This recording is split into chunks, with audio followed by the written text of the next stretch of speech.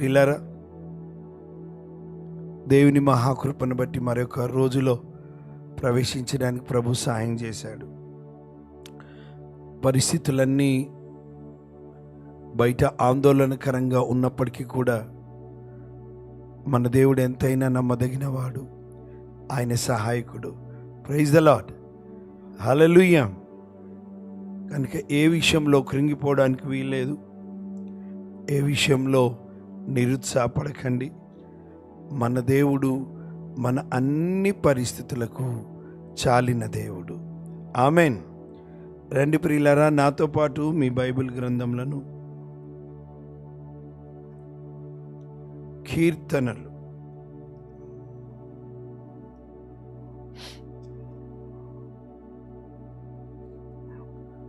147వ కీర్తన.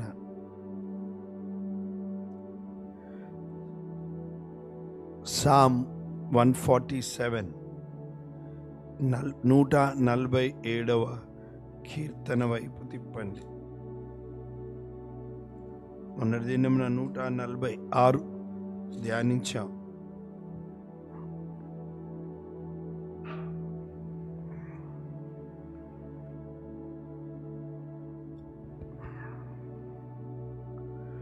Right. మొదటి వచనం, యెహోవాను స్తుతించుడి, మన దేవునికి స్తోత్రగానము చేయుట మంచిది. ప్రార్థన. ప్రేమగల మా తండ్రి, ఈ మధ్యాహ్న కాల సమయమున మీ వాక్యపు వెలుగులో మా జీవితాలను తీసుకొని వస్తున్నాం. మీరు మాతో మాట్లాడండి. మీ మాటలే మా జీవితాలను బ్రతికింపజేస్తాయి, మా జీవితాలను జీవింపజేస్తాయి. మీ మాటలే ఆదరిస్తాయి, మీ మాటలే మా జీవితాలను సరిచేస్తాయి.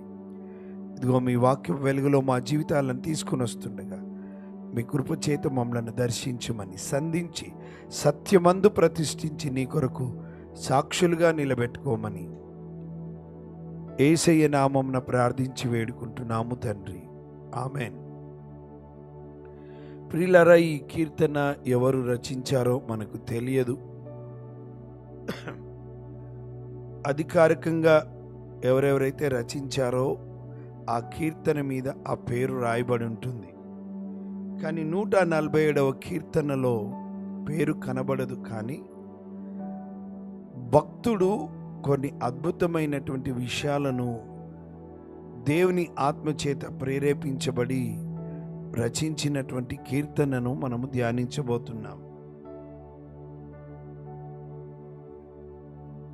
చెర నుండి విడిపించబడి యెరూషలేముకు వచ్చినప్పుడు దేవుని ప్రజలు ఈ కీర్తన రచించబడినట్టుగా మనం చూస్తాం.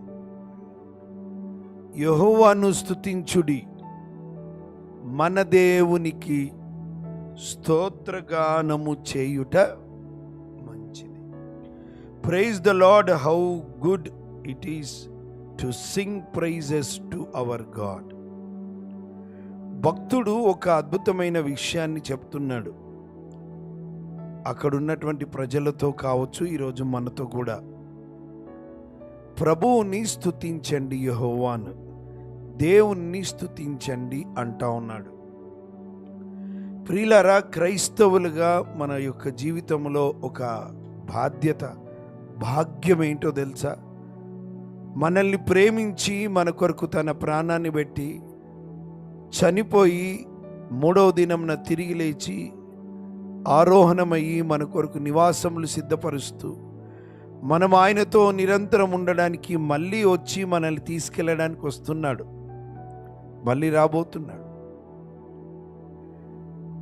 అంత మాత్రమే కాదు, మన జీవితాల్లో రక్షణ కార్యము మాత్రమే కాదు, ఎన్నో విషయాల్లో ప్రియులారా దేవుడు మనల్ని కాపాడుతూ, భద్రపరుస్తూ, బలపరుస్తూ, ఆదరిస్తూ, ప్రోత్సహిస్తూ మనల్ని నడిపిస్తున్న దేవాది దేవునికి మహిమ కలుగునుగాక. నిన్నటి దినం నా న్యూస్ చూశాను టీవీలో. ఒక ఆయన హైదరాబాద్ నుండి తరచుగా ఆంధ్ర వస్తూ ఉంటాడు. అక్కడ ఇల్లు కూడా కట్టుకుంటా ఉన్నాడు. ఈ ప్రయాణంలో చాలా ప్రయాణాలు కదా. స్నేహితులు అన్నారు ఇక్కడే ఉండొచ్చు కదంటే, లేదు అక్కడ అమరావతిలో ఇల్లు కట్టుకుంటున్నాను, ఇంకా అక్కడే ఉంటాను. అయితే ఈ ప్రయాణంలో ఎక్కడో ఒకసారి చిన్న యాక్సిడెంట్లు జరిగితే అపాయము పెద్దగా జరగొద్దు, ప్రాణాపాయం జరగొద్దని ఒక అద్భుతమైన కారును కొన్నాడు. BMW కారును కొన్నాడు, సేఫ్టీ కార్ అది. ఇలా ప్రయాణాలు అవుతూ ఉన్నాయి. ఇంక ఇల్లు దాదాపుగా అయిపోవచ్చిందంట. ఆ టోల్ గేట్ దగ్గర ఈ BMW కార్ ఆగింది. వెనకాల నుండి వస్తున్న ఒక పెద్ద ట్రక్ ఆ బ్రేక్ తప్పిందో ఏంటో తెలియదు, అటు కారు వైపు తగులుద్దని ఆయన అటువైపు తీసుకెళ్ళాడు. అటువైపు తీసుకెళ్ళితే అక్కడ ఓ రాడ్కి తగిలి అది బోల్తా కారు పైనే పడింది. కారు నుజ్జు గుజ్జు అయిపోయింది ప్రియులారా, మొత్తం ఫ్లాట్ అయిపోయింది. దాంట్లో ఉన్నటువంటి ఆ వ్యక్తి స్పాట్లోనే చనిపోయాడు. ఇది ఆలోచించాను. ఆయన స్నేహితులు చెప్తా ఉన్నారు ఈ ప్రమాదం కావద్దని, అందుకే నేను బెస్ట్ కారు తీసుకున్నాను, తప్పేం లేదు. కానీ ప్రియులారా, సేఫ్టీ ఎక్కడుంది? ఇటువైపు నుండి వస్తే బెలూన్స్ తెరుచుకునేవేమో, బ్యాక్ సైడ్ నుండి, ఈ సైడ్ నుండి, ఈ సైడ్ నుండి, మేబీ నలువైపులా బెలూన్స్ ఉండొచ్చు, కొంత ప్రమాదం తప్పేదేమో. కానీ ఇది డైరెక్ట్గా పైన బోల్తా పడింది. కారు పూర్తిగా ఫ్లాట్గా అయిపోయింది. ఆ వ్యక్తిని తీయడానికి కొన్ని గంటల ప్రయాసపడ్డారు సిబ్బంది. దీన్ని చూసినప్పుడు నాకు అర్థమైంది, దేవుడు మనల్ని కాపాడకపోతే మనము కాపాడబడలేం ప్రియులారా. కొన్నిసార్లు మనకు ప్రమాదాలు జరగలేవు గనుక మామూలుగా వచ్చేస్తాం గనుక ఇంటికి. మనకు డ్రైవింగ్ బాగా వచ్చు అనుకుంటాం. మంచిదే నాన్న, నీకు డ్రైవింగ్ వచ్చు, ముందొచ్చేవానికి డ్రైవింగ్ రాకపోతే? ఇలా మనం ఒక్కొక్క వాటిని, ఆయన పోషణని, ఆయన కాపుదలని, భద్రతని, ప్రియులారా ఆయన స్వస్థతని, ఈ రీతిగా ఆయన ఇచ్చిన రక్షణని మనం ఎల్లప్పుడూ మన మదిలో తలుచుకుంటే ఆయనను స్తుతించకుండా ఉండలేము, ఉండజాలము. Praise the lord. భక్తుడు హీఈస్ కాలింగ్ ఎవ్రీవన్, అందరిని పిలుస్తున్నాడు, రండి యెహోవాను స్తుతించుడి. వ్యక్తిగతంగా మన మనసుతో చెప్పాలి, స్తుతించు ప్రభుని. కుటుంబీకులతో చెప్పాలి, రండి ప్రభుని ఆరాధిద్దాం. సంఘంగా చెప్పాలి, రండి ప్రభుని స్తుతిద్దాం. మనము స్తుతించే వారముగా ఉండాలి, ఇతరులు స్తుతి చెల్లించడానికి ప్రోత్సహించే వారంగా ఉండాలి. భక్తుడు అంటున్నాడు, యెహోవాను స్తుతించుడి, మన దేవునికి. అబ్బా ఎంత చక్కటి, మన ఆయనను మన సొంతం చేసుకోవడం, మన దేవునికి స్తోత్రగానము, స్తోత్రగానము, కీర్తనలు చేయుట మంచిది అంట. మంచిది. ఎందుకు మంచిదో తెలుసా? ఆయన మంచి దేవుడు కనుక. ఎందుకు మంచిదో తెలుసా? ఆయనను స్తోత్ర గీతములు పాడడం, స్తోత్ర గానములు చేయడం. ఆయన మనల్ని రక్షించినాడు కనుక, పోషిస్తున్నాడు కనుక, ధైర్యపరుస్తున్నాడు కనుక, బలపరుస్తున్నాడు కనుక, మన శ్వాస ఆయన దయ. అందుకే 150వ కీర్తన చివరి వచనం అంటుంది, let everything has breath praise the lord. శ్వాస పీల్చే ప్రతిదీ ప్రభువుని ఆరాధించాలంట. ఎందుకో తెలుసా? ఆ శ్వాస దేవుని దయ గనుక. ప్రియులారా, రాత్రి పడుకొని మనల్ని మనము మైమర్చిపోయాం. ఉదయం లేవగానే మన పనులలో బిజీ అయిపోతాం. కానీ ఒక విషయం అర్థం కావాలి, రాత్రి పడుకున్నప్పుడు ఉదయం మనము లేవగానే మన కళ్ళు తెరవబడ్డాయంటే, మన కాళ్ళు చేతులు కదలబడి మన పడకల మీద నుండి మనము లేవగలిగినామంటే, ఆ రోజు దేవుడు మన శ్వాసను పెంచినాడు, మన జీవితంలో ఒక దినమును పొడిగించినాడు. Each and every day is gift from the lord. ప్రతిరోజు, ప్రతి దినము దేవుని కృప ప్రియులారా. మన జీవితంలో ఆయన మంచితనాన్ని జ్ఞాపకం చేసుకుంటే ఆయనకు స్తుతి చెల్లించకుండా ఉండలేము, ఉండజాలము. ఆయన మేళ్లను, ఆయన త్యాగాన్ని, బలియాగాన్ని జ్ఞాపకం చేసుకుంటే ఆయనకు స్తోత్ర గానము చేయకుండా ఉండలేము. క్రైస్తవుల ఇళ్లలో దేవునికి స్తుతి గానాలు ఉండాలి, స్తోత్రములు ఉండాలి, గానములు ఉండాలి. సినిమా పాటలు కాదు, సీరియళ్ళు కాదు, లేదా వివిధ రకాల ఏవో పనికిరానివి కావు. కానీ క్రైస్తవ ఇళ్లలో రక్షణ సునాద గీతములు వినబడాలి. స్తోత్రము చేయుట మంచిది, ఎందుకంటే ఆయన మంచి దేవుడు. మానవాళికి ప్రేమించి ప్రాణం పెట్టడమే కాదు ప్రియులారా, ఒకసారి సృష్టిని ఆలోచించండి. మానవుల కొరకు ఆయన ఎంతగా శ్రద్ధ తీసుకున్నాడో అర్థమవుతుంది. ఆదామవ్వలని సృష్టించక మునిపే దేవుడు తోటను సృజించాడు. సహజంగా మనుషులు పోయాక అన్ని సర్దుకుంటారు, కానీ దేవాది దేవుడు ఆదామవ్వని ఆ తోటలో పెట్టడానికి ముందే వారికి కావలసిన అన్నీ కూడా సమకూర్చాడు. తర్వాత వారిని పెట్టాడు. దేవుడు అన్ని ఫలాలన్నీ తినమన్నాడు, ఒక్క చెట్టు ఫలం. వాళ్లకు దేవుడు అన్ని ఫలాలు ఇచ్చాడే, వాటిని బట్టి కృతజ్ఞత చెల్లించి స్తుతి గానములు చేయడానికి బదులుగా తినొద్దన్న ఒక్క చెట్టు ఆ పండు కోసం దేవుని ఆజ్ఞను ధిక్కరించారు, అవిధేయులయ్యారు, పతనమయ్యారు. ఒకవేళ సాతానుడు వచ్చి వారితో మాట్లాడుతున్నప్పుడు, ఏమయ్యా ఫలం తినొద్దన్నాడా దేవుడు, తింటే మీరు దేవతలు అయిపోతారు అన్నాడుగా. అవును, మా దేవుడు ఆ ఒక్కటే తినొద్దన్నాడు, కానీ చూడు ఎన్ని చెట్లు ఇచ్చాడో, ఎన్ని ఫలాలు ఇచ్చాడో, ఎంత కురిపిచ్చాడో అని ఉంటే ఎంత బాగుండేది.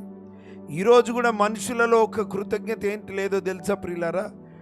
ఇవన్నీ దాని గురించి దేవుని మీద వేలెత్తి చూపిస్తారు, కానీ దేవుడు ఎన్ని ఇచ్చాడో వాటి గురించి మర్చిపోతారు.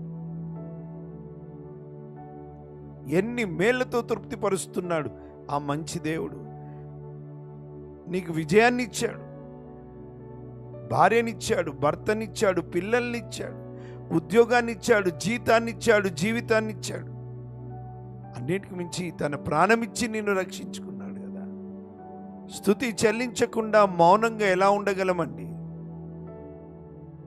స్తుతి చెల్లించుట మంచిది. ఈ మధ్యాహ్న కాల సమయమున క్రైస్తవుని నోట స్తుతి ఉండాలి ఎప్పుడు. హల్లెలూయా. కొన్ని అర్థం కాని పరిస్థితులు వస్తాయి, వాటిలో కూడా స్తుతించడం నేర్చుకోవాలి. ఎందుకో తెలుసా? రోమీలకు రాసిన పత్రిక 8:28 ఏమంటుంది? దేవుణ్ణి ప్రేమించు వారికి, అనగా ఆయన సంకల్పము చొప్పున పిలువబడిన వారికి మేలు కలుగుటకై సమస్తము సమకూడి జరుగుచున్నదని ఎరుగుదుము. అంటే కింద ఫుట్ నోట్లో సమస్తము మేలు కొరకు ఆయన జరిగించుచున్నాడు. ఒకవేళ నీ జీవితంలో కొంత మట్టుకు జవాబు రాకపోయినా నీ ప్రార్థనకి ఆలస్యం అవుతున్నా, అది దేవుని అలక్ష్యము కాదు. ఆలస్యంలోంచి దేవుడు నీ జీవితంలో ఏదో అద్భుతాన్ని ప్రణాళిక చేశాడు. ఆయన అలక్ష్యం కాదు, ఏదో ఉన్నతమైనదే నీ ఎడల కలిగి ఉన్నాడు ఆయన. నీ జీవితంలో ప్రార్థించినప్పుడు అది నువ్వు పొందుకోనప్పుడు నీకు అర్థం చేసుకోవాలా, ఆ బెస్ట్ది మిస్ అయిపోయినప్పుడు నువ్వు బాధపడొచ్చేమో, కానీ దేవుడు నీ కొరకు ది బెస్ట్ దాచి ఉంచాడని స్తుతించు. ప్రభుని ఆరాధించు, ప్రభుని కొనియాడు, ప్రభుని మహిమపరచు, ప్రభుని ఘనపరచు. నిజమైన క్రైస్తవుడు అన్ని పరిస్థితులలో, అన్ని వేళలో, అన్ని సమయాల్లో దేవాది దేవుణ్ణి స్తుతించుతాడు. హల్లెలూయా. మంచి దేవుడు గనుక ఆయనను స్తుతించడం. అంతేకాదు ప్రియులారా, స్తుతి చెల్లించుట, పాడుట, కీర్తించుట అది మనోహరము అంట. స్తోత్రము చేయుట ఒప్పిదము. For he's gracious and a sing praise is fitting. అంటే మనము స్తోత్రము చెల్లించడము మనోహరమైనదంట, ఉన్నతమైనది, అద్భుతమైనది. అది దేవునికి ఒప్పితం. అంటే సూటబుల్ పర్సన్ ఆయననే. ఆయన తప్ప స్తుతికి ఇంకొకరు అర్హులు కాదు. ఆయన మాత్రమే ఒక్కడే స్తుతికి అర్హుడు. మనం స్తుతి చెల్లించుట ఒప్పిదము.